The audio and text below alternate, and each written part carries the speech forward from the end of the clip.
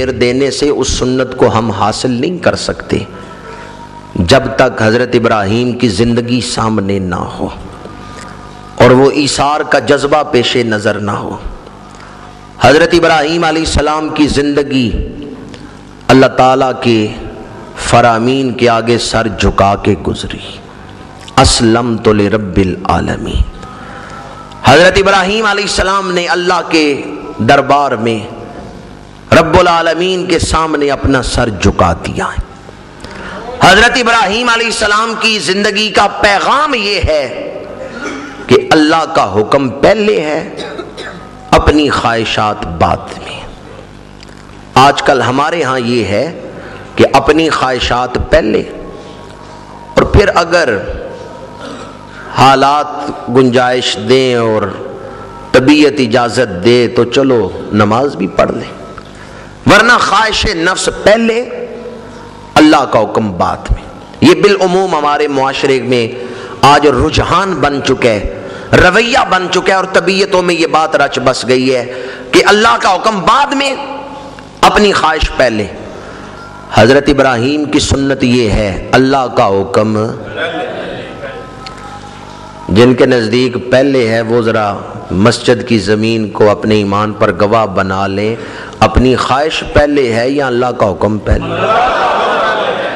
ابھی آپ نے نماز جمعہ پڑھنی ہے، سورہ فاتحہ تلاوت کی جائے گی، ایاک نعبد۔ ذرا ترتیب پر تو غور کریں، تیری ہی ہم عبادت کرتے ہیں، یہ نہیں کہا ہم عبادت کرتے ہیں تیری، اپنا ذکر پہلے نہیں، اپنا ذکر بعد میں ہے، اللہ کا ذکر ایاک، تیری ہی نعبد، ہم عبادت کرتے ہیں۔ سورہ فاتحہ نے ترتیب یہ سکھائی ہے کہ جو پہلے ہے اس کا ذکر بھی پہلے ہے، جو بعد میں آیا ہے اس کا ذکر بھی بعد میں۔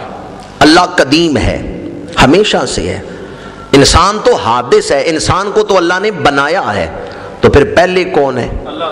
انسان بعد میں ہے، لہذا جو پہلے ہے اس کا ذکر بھی پہلے، جو بعد میں آیا ہے اس کا ذکر بھی بعد میں۔ یہ ترتیب ہے سورہ فاتحہ میں، ایاک نعبد۔ اب یہی ترتیب اگر ہم اپنی زندگی میں بھی قائم کر لیں کہ کوئی بھی قدم اٹھانے لگیں تو اللہ کا حکم پہلے رکھیں، اپنی خواہش بعد میں رکھیں۔ سورہ فاتحہ کی اس ترتیب کو اگر ہم اپنی زندگی میں بھی قائم کر لیں کہ اللہ کا حکم پہلے، اپنی خواہش بعد میں، اگر یہ ترتیب زندگی میں بھی قائم ہو جائے تو کسی کا قدم گناہ کی طرف نہ اٹھے، کوئی غفلت نہ اپنائے، کسی کا قدم برائی کی طرف نہ اٹھے۔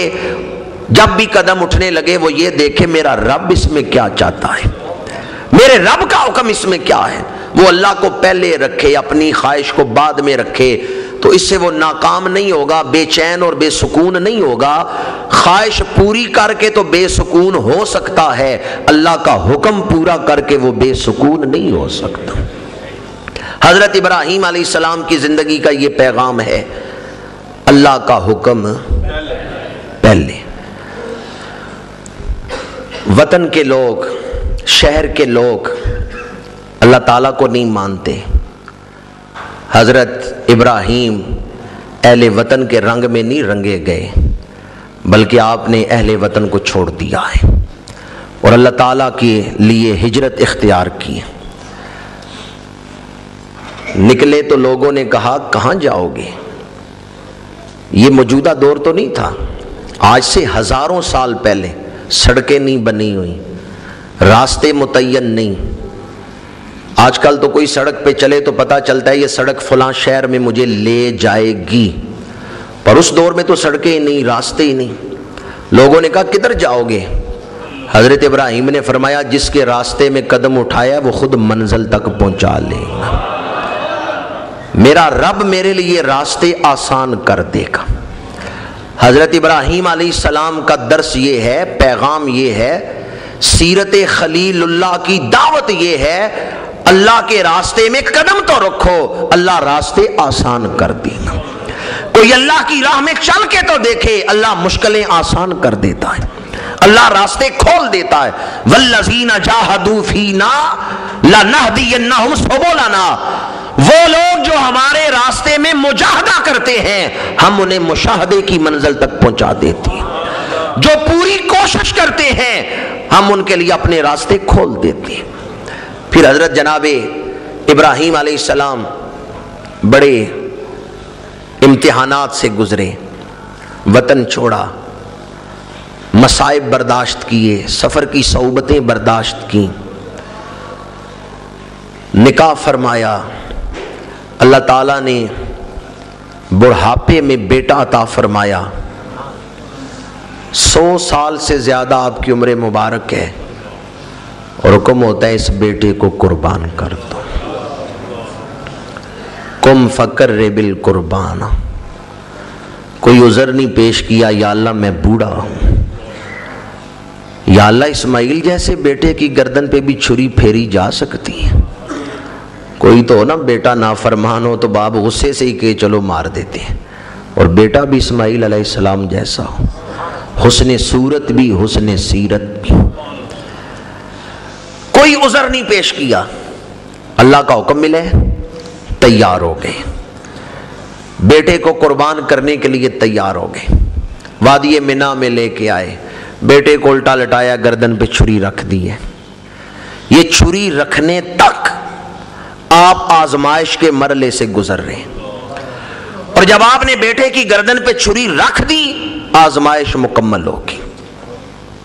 حضرت اسماعیل علیہ السلام کو ذبح کروانا تو مقصد نہیں تھا،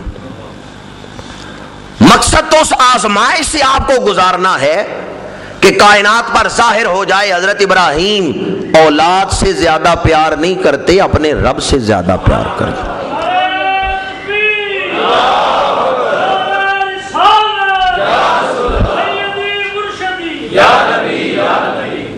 بڑی توجہ چاہوں گا تمام سامعین کی، آج ہماری زندگی کس نہج پہ گزر رہی ہے، ماں باپ اولاد کے آگے بولتے ہی نہیں، ماں باپ تربیت ہی نہیں کر سکتے اولاد کی، مجرمانہ غفلت ہے، اپنے فرض کا احساس ہی نہیں، ماں باپ کو خبر ہی نہیں کہ اولاد کی تربیت کس طرح کرنی، اور اولاد کو بھی نہیں پتا ماں باپ کے سامنے بولنا کس طرح ہے، اولاد کو بھی نہیں پتا ماں باپ کے حقوق کیا ہیں، عظمتیں کیا ہیں۔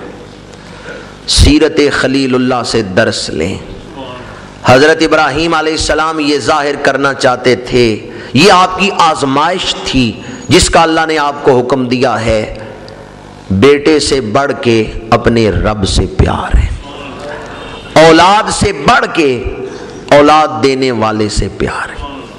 جب یہ جذبہ ظاہر ہو گیا تو اللہ تعالیٰ نے جنت سے دمبا بھیج دیا ہے۔ آپ کی آزمائش تو یہاں تک ہی ہے کہ گردن پہ چھری رکھ دیں اور اللہ کے حکم کے مطابق اسے پھیریں۔ اب چھری کاٹتی نہیں تو اس میں آپ کا تو کوئی دوش نہیں، آپ تو یہاں تک ہی مکلف ہیں کہ آپ چھری رکھیں، آزمائش مکمل ہو جائے۔ جب یہ جذبہ پورے کمال کے ساتھ ظاہر ہو گیا کہ باپ ذبح کرنے کو تیار ہے، بیٹا ذبح ہونے کو تیار ہے، تو اللہ نے دونوں کو کامیاب قرار دے دیا ہے۔ باپ ذبح کرنے کو تیار، بیٹا ذبح ہونے کو تیار، تو اللہ نے جبریل سے ذریعے جنت سے دمبا بھیجا ہے اور فرمایا جاؤ میرے ابراہیم کو بشارت دو، آپ نے اپنا خواب پورا کر دیا ہے، آزمائش میں آپ کامیاب ہو گئے ہیں، اب قیامت تک آنے والے اہل اسلام آپ کی سنت کو تازہ کرتے رہیں۔ نعرہ تکبیر، نعرہ رسالت۔ اس میں دو درس آپ کے سامنے میں بیان کرنا چاہتا ہوں، اگر آپ ان پر توجہ کر لیں تو میری گفتگو کا مقصد پورا ہو جائے گا۔ ایک تو اللہ تعالیٰ کی محبت، ہر شے سے بڑھ کے اللہ کی محبت، یہ ہے حضرت ابراہیم خلیل اللہ کا مقام، سب سے بڑھ کے اللہ تعالیٰ کا پیار۔ دوسرا درس، جب آپ گردن پہ چھری رکھ کے پھیرنے لگے اللہ نے حضرت اسماعیل کو بچا لیا، حضرت اسماعیل کو ذبح نہیں کیا گیا۔ اس بچانے میں اس بات کا بھی درس ہے کہ اللہ کے نزدیک انسانی جان کا بڑا احترام ہے۔ آزمائش تھی تو اس مرحلے سے گزارا، ورنہ حضرت اسماعیل کو ذبح کروانا مقصود نہیں تھا، صرف حضرت ابراہیم کا عشق الہی ظاہر کرنا مقصود تھا۔ اور جب ذبح ہونے کا لمحہ آیا تو اللہ نے حضرت اسماعیل کو بچا کے جنتی دمبا بھیج دیا۔ اللہ کی بارگاہ میں انسانی جان کی بڑی اہمیت ہے، اللہ کی بارگاہ میں انسانی جان کی بڑی قدر ہے۔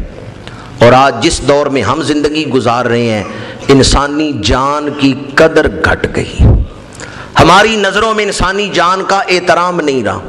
کل بھی کراچی میں دھماکہ ہوا، اور میں نے چند جمعے پیشتر بھی یہ کہا تھا کہ سال میں 365 دن ہوتے ہیں، اور ہمارے ملک میں اس سال 2010 میں تقریباً 340 دھماکے تو ہو چکے ہیں۔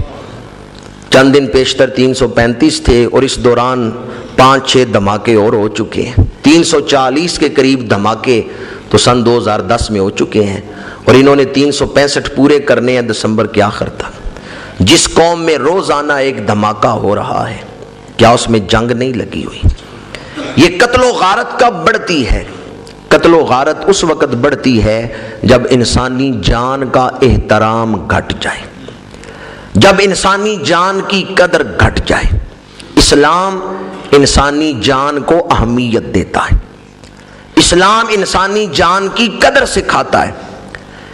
ذی الحج کا مہینہ، حضرت اسماعیل علیہ السلام کا واقعہ، یہ بھی انسانی جان کی اہمیت کو واضح کرتا ہے کہ اللہ نے حضرت ابراہیم کو آزمائش سے تو گزارا ہے، لیکن حضرت اسماعیل کو ذبح نہیں ہونے دیا۔ حضرت اسماعیل کو جو اللہ نے زندہ بچا لیا ہے، یہ اس بات کا اظہار ہے کہ اللہ کی بارگاہ میں انسانی جان کی بڑی قدر ہے۔ مومن وہ ہے، اسلام کو سمجھنے والا وہ ہے جو احترام انسانیت رکھتا ہے۔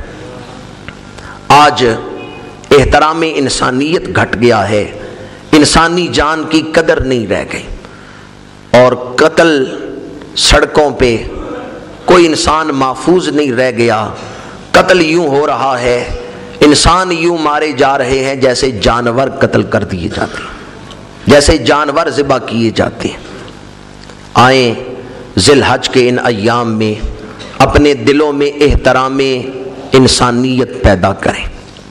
ایک جنگ کے موقع پر ایک صحابی نے ایک کافر کو قتل کیا، تو اس کافر کے لواحقین جو قتل ہوا تھا، اس نے قتل ہونے سے پہلے کلمہ پڑھ لیا تھا، صحابی نے اسے قتل کر دیا۔ مقدمہ حضور کی بارگاہ میں پیش ہوا،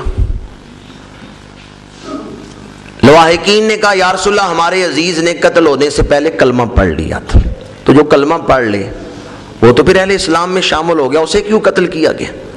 حضور نے صحابی سے پوچھا، تو صحابی نے عرض کیا یا رسول اللہ، اس نے میری تلوار کے ڈر سے کلمہ پڑھا ہے، اس نے دل سے کلمہ نہیں پڑھا۔ تو میرے آقا نے فرمایا کیا تو نے اس کا دل چیر کے دیکھ لیا تھا؟ جب اس نے کلمہ پڑھ لیا تھا تو تم اسے چھوڑ دیتے، تم نے کیوں اس پر تلوار چلائی؟ امام الانبیاء صلی اللہ علیہ وآلہ وسلم نے احترام انسانیت کا جو درس صحابہ کو دیا، اس کا ایک مظاہرہ جنگ قادسیہ میں ہوتا ہے۔ ایک زخمی مجاہد الاتش الاتش کی صدائیں بلند کرتا ہے، اور ساقی اس کے پاس پانی لے کے جاتا ہے، تو وہ زخمی کہتا ہے مجھے پانی نہ دو، یہ میرے قریب جو لیٹا ہوا زخمی ہے اس کو دے دو۔ وہ دوسرے کے پاس جاتا ہے، وہ تیسرے کے پاس بھیج دیتا ہے، 7 زخمیوں کے پاس وہ ساقی گیا ہے، اور ہر زخمی کہتا ہے مجھ سے زیادہ اس کو ضرورت ہے، اس کو دینا۔ اپنے اوپر دوسرے کو ترجیح دی، اپنے اوپر دوسرے کو اہمیت دی، یہ جذبہ صحابہ کرام میں، اور یہ جذبہ احترام انسانیت کی وجہ سے تھا، انسانی جان کی قدر کی وجہ سے تھا۔ جس نے ایک انسانی جان کو بچایا، اس نے پوری نسل انسانیت کو بچا لیا، اور جس نے ایک انسانی جان کو ناحق قتل کیا، اس نے پوری انسانیت کو قتل کیا۔ آج دنیا میں 6.5 ارب کے قریب انسان بستے ہیں۔